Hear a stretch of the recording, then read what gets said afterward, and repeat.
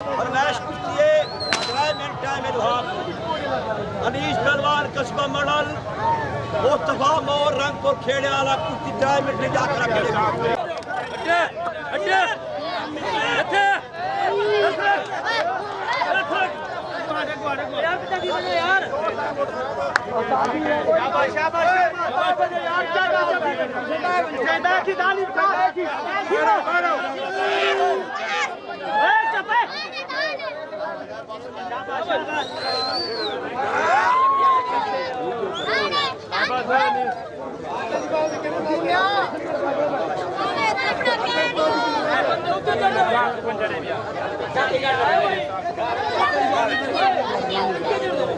पीछा बजो पीछा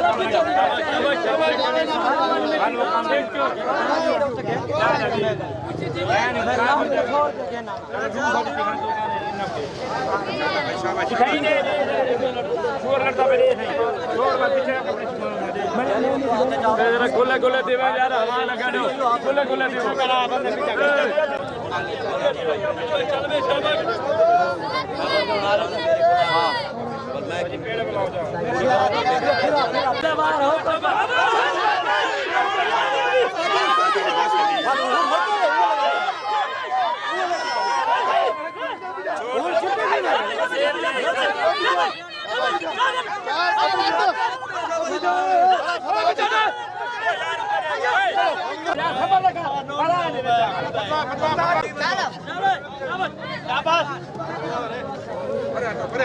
दोनों करो बड़े थी मजो